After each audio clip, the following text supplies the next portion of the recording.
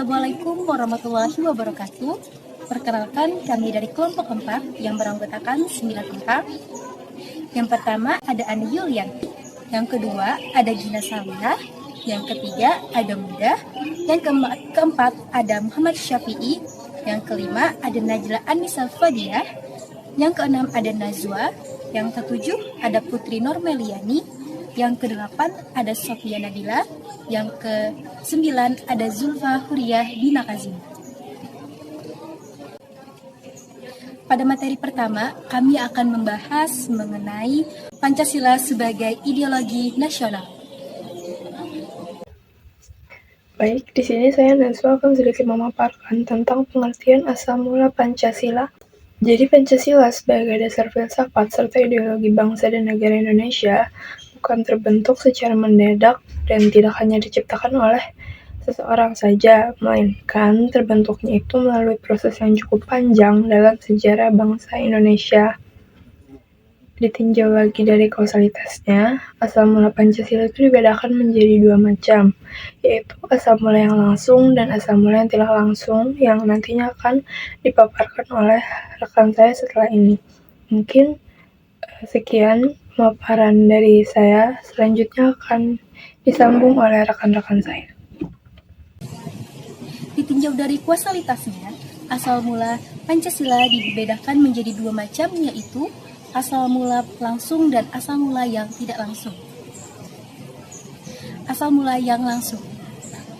Pancasila adalah asal mula yang langsung terjadinya Pancasila sebagai dasar filsafat negara, yaitu asal mula yang sesudah dan menjelang proklamasi kemerdekaan, yaitu sejak dirumuskan oleh para pendiri negara sejak sidang BPUPKI pertama.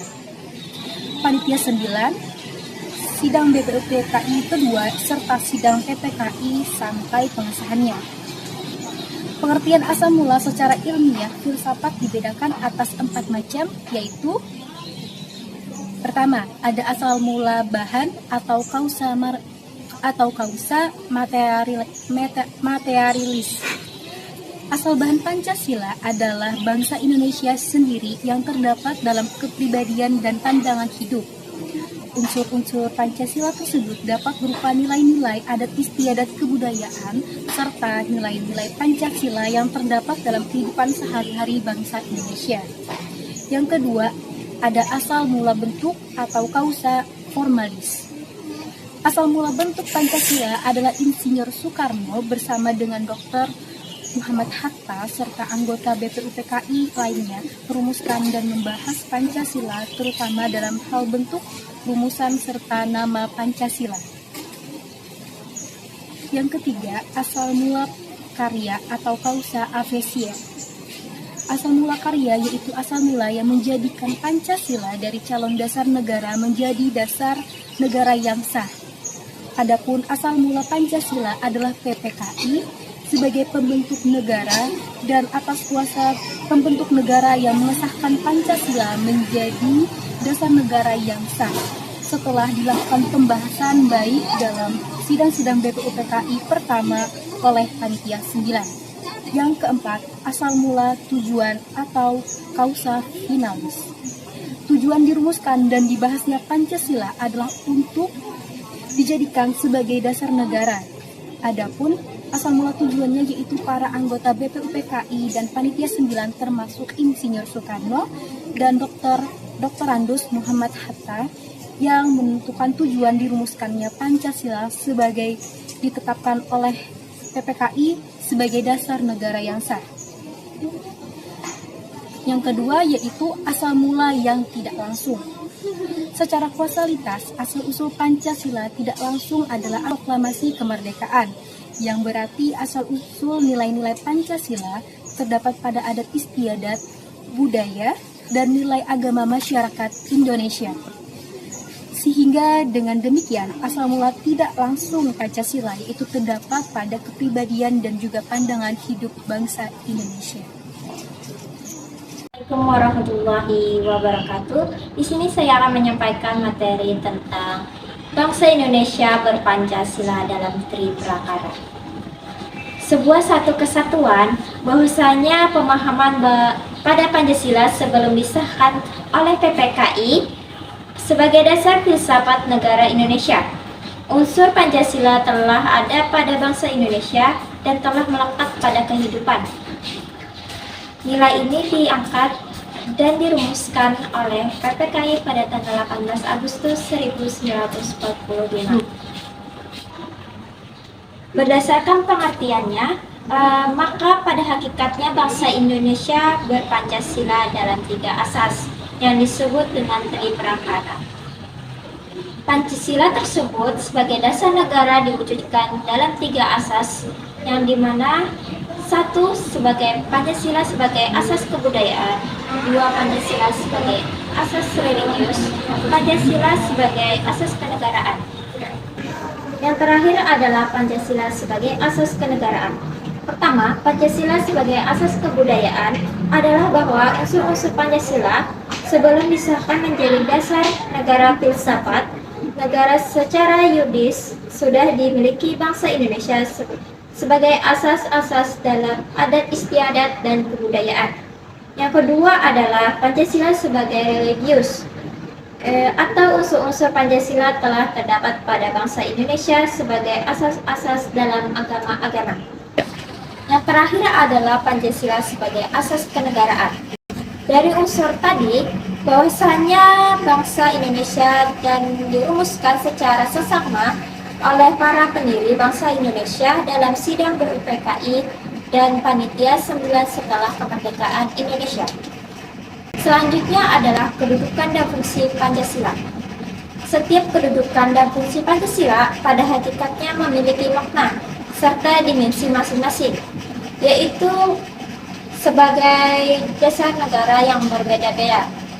Kedudukan dan fungsi Pancasila sebagai negara Republik Indonesia sesuai dengan kuasa finalis.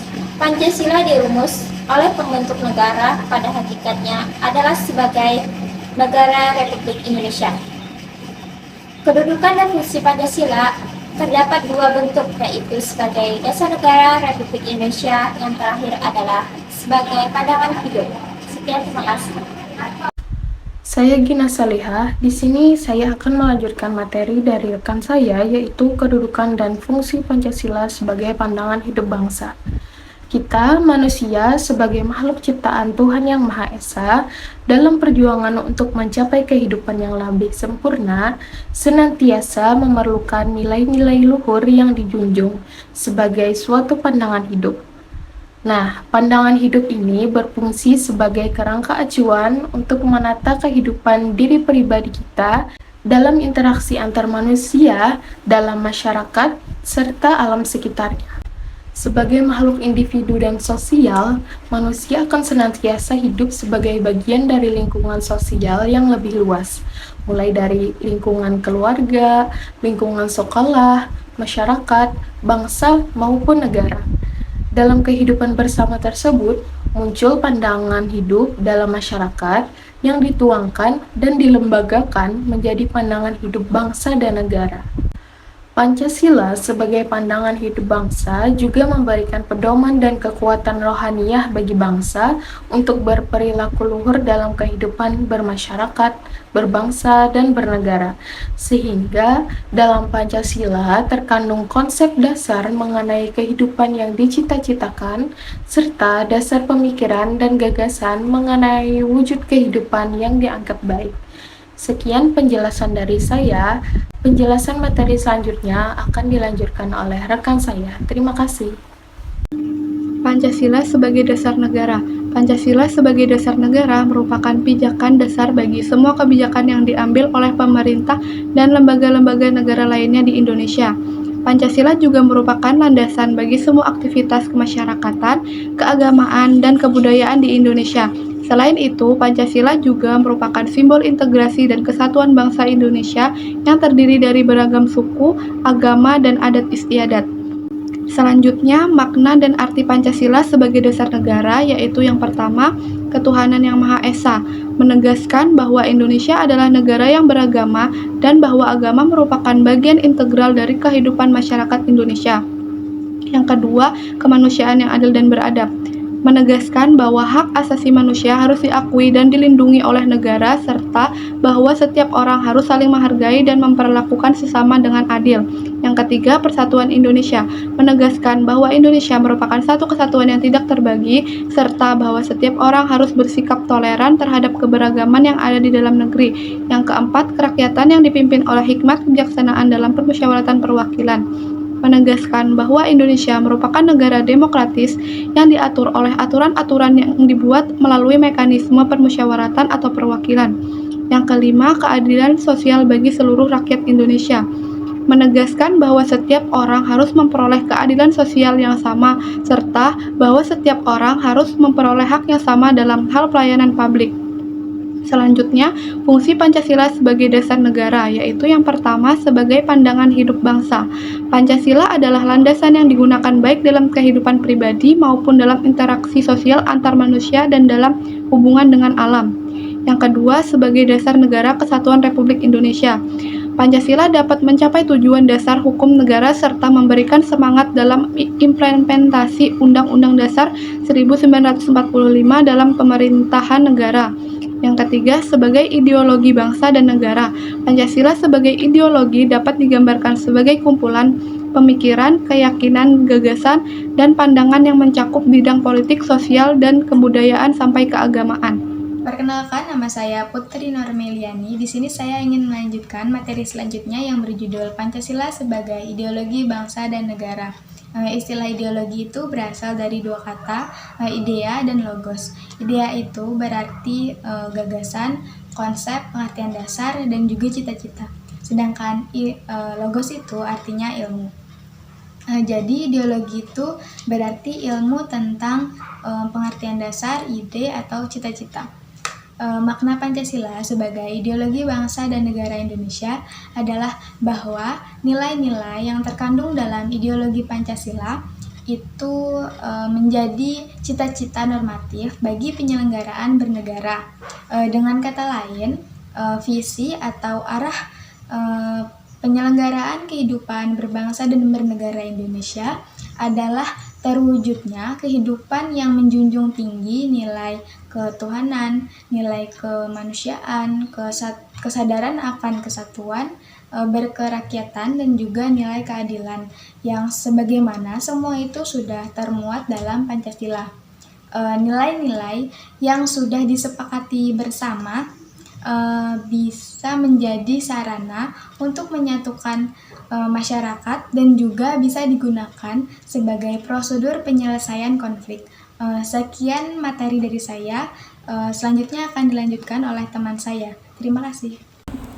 Perkenalkan, nama saya Najla Nisa Fadia. Di sini saya akan melanjutkan materi teman saya, yaitu pengertian ideologi, ideologi terbuka, dan ideologi tertutup. Pengertian ideologi adalah suatu ide atau gagasan. Secara umum, pengertian ideologi adalah suatu kumpulan gagasan, ide-ide dasar, keyakinan, dan kepercayaan yang bersifat dinamis. Tiap negara bisa memiliki ideologi yang berbeda. Dengan begitu, pengertian ideologi merupakan cara pandang membentuk karakter berpikir dalam mewujudkan keinginan atau cita-cita. Ideologi menjadi salah satu cara berpikir seseorang atau golongan tertentu. Dengan begitu, ideologi dapat menjadi paham, teori, dan tujuan yang merupakan satu program sosial politik. Sebenarnya, tujuan utama di balik ideologi adalah untuk menawarkan perubahan melalui proses berikut. Melalui proses pemikiran normatif dalam negara. Salah satu pengertian ideologi menurut para ahli, yaitu menurut Alfian, pengertian ideologi adalah suatu pandangan atau sistem nilai yang menyeluruh dan mendalam tentang bagaimana cara yang sebaiknya, yaitu secara moral dianggap benar dan adil, mengatur tingkah laku bersama dan berbagai segi kehidupan. Yang kedua adalah pengertian ideologi terbuka.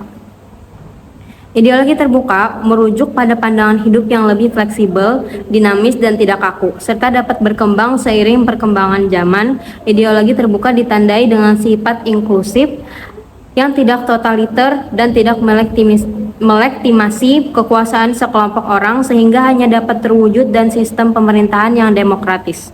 Sebagai ideologi terbuka, Pancasila yang menjadi dasar negara Indonesia dianggap dinamis dan mencerminkan keterbukaan pemikiran. Keterbukaan ini tidak berarti mengubah nilai-nilai Pancasila, namun lebih pada memperluas wawasan untuk menghadapi berbagai masalah baru. Pancasila sebagai ideologi terbuka telah ada sejak masa pemerintahan Presiden Soeharto. Yang ketiga adalah pengertian ideologi tertutup. Ideologi tertutup merujuk pada ajaran atau pandangan yang menetapkan tujuan-tujuan dan norma politik serta sosial yang tidak dapat dipertanyakan lagi dan harus diikuti. Ideologi ini bersifat dogmatis dan tidak dapat diubah atau dimodifikasi berdasarkan pengalaman yang ada, sehingga tidak menerima pandangan atau nilai-nilai. Salah satu contohnya adalah Marxisme-Leninisme. Ideologi yang dikembangkan oleh Karl Marx, Marxisme-Leninisme, mengajarkan nilai-nilai seperti hakikat realitas alam, makna sejarah, norma masyarakat yang perlu diperbaiki, dan legitimasi monopoli. Perbedaan ideologi terbuka dan tertutup adalah ideologi tertutup, ideologi mutlak yang kebenarannya tidak boleh dipersoalkan lagi, harus diterima sebagai suatu yang sudah jadi serta dipatuhi. Dalam buku Pancasila 2014 menjelaskan ideologi tertutup sebagai sistem pemikiran yang tertutup dan cenderung totaliter. Rakyatnya mutlak harus taat dan memenuhi tuntutan ideologi tersebut. Di sisi lain, ideologi terbuka adalah ideologi yang tidak bersifat mutlak. Nilai-nilai dan cita-cita dalam ideologi terbuka tidak dipaksakan dari luar, melainkan digali serta diambil dari kekayaan rohani, moral, dan budaya masyarakatnya sendiri. Ideologi terbuka bersifat dinamis, sistem pemikirannya dapat dipelajari serta menerima perubahan sesuai tuntutan masyarakat, bangsa, dan perkembangan zaman. Sekian dari saya, akan dilanjutkan oleh teman saya. Di sini saya akan menjelaskan tentang ideologi partikular dan ideologi komprehensif. Dari segi sosiologis, Karl Mannheim mengatakan bahwa ideologi dibedakan dalam dua kategori, yaitu ideologi yang bersifat partikular dan ideologi yang bersifat komprehensif. Beliau mengatakan bahwa ideologi partikular adalah suatu keyakinan yang tersusun secara sistematis dan terkait erat dengan kepentingan satu kelas sosial tertentu dalam masyarakat. Sedangkan ideologi komprehensif adalah suatu sistem pemikiran menyeluruh mengenai semua aspek kehidupan sosial. Dalam ideologi komprehensif ini terdapat suatu cita-cita yang bertujuan untuk melakukan transformasi sosial secara besar-besaran. Adapun ideologi Pancasila berada di tengah-tengah keduanya. Ideologi Pancasila memiliki ciri menyeluruh, yaitu tidak berpihak pada golongan tertentu, dan juga ideologi Pancasila dikembangkan dari nilai-nilai yang ada pada realitas bangsa Indonesia serta mampu mengakomodasikan berbagai idealisme yang berkembang dalam masyarakat yang majemuk. Perkenalkan, saya Sophia Nabila. Di sini saya akan menjelaskan materi yang terakhir, yaitu hubungan antara filsafat dan ideologi. Ideologi sebagai suatu rangkaian kesatuan cita-cita yang mendasar dan menyeluruh dan yang mengkait menjadi suatu sistem pemikiran yang logis adalah bersumber pada filsafat. Filsafat yang secara harfiah mengandung arti kegandrungan mencari hikmah kebenaran dan arif kebijaksanaan dalam hidup, dan kehidupan selalu berusaha memperoleh suatu pandangan menyeluruh bersatu daripada hakikat alam semesta raya, di mana manusia itu hidup. Dalam kaitannya dengan filsafat, Ruslan Abdul Ghani dan Slamet Sutrisno 1986 berpendapat bahwa ideologi dapat dikatakan sebagai hasil filsafat yang sudah datang kepada kesimpulan, yang seakan-akan sudah tegak dan mantap dalam sikap dan pendirian hidupnya, dan yang tidak lagi terbang di awang renungan. Dalam bidang ilmu pengetahuan, orang berbicara masalah pemahaman, maka di dalamnya mengandung sejumlah pengertian tertentu, yaitu pemahaman dengan menggunakan akal budi, pemahaman dengan menggunakan akal pikiran, pemahaman dengan menggunakan akal indera, maksudnya menggunakan alat-alat indera sebagai sasarannya. Apabila orang hendak merubah sebentuk pengertian pemahaman itu, menurut Sujono Sumargo dan Slamet Sutrisno, pada tahun 1986, tahapan berpikir secara esensial, kefilsafatan, tahapan berpikir secara eksistensial, positif, dan tahapan berpikir secara operasional, pragmatik. Dengan berlandaskan susunan sistematik yang demikian itu, apabila dihubungkan dengan masalah ideologi, khususnya ideologi Pancasila, akan didapatkan skema atau bagian sebagai berikut. Yang pertama, filsafat Pancasila, yang kedua, ilmu Pancasila, dan yang ketiga, ideologi Pancasila. Apabila berpikir secara ilmiah, maka berpikir dengan pada sesuai dengan bagian itu haruslah bersifat runtut atau konsisten. Di dalam berpikir tidak boleh terdapat pertentangan antara bagian yang satu dengan bagian yang lainnya. Jadi, secara konkret, bagian di atas memperlihatkan filsafat Pancasila dijabarkan ke dalam ilmu Pancasila, dan ilmu Pancasila dijabarkan ke dalam ideologi negara Pancasila. Sehingga bisa ditarik bahwa ideologi terletak dalam tahapan berpikir secara operasional pragmatik, sedangkan filsafat Pancasila terletak dalam tahapan berpikir secara esensial filsafat.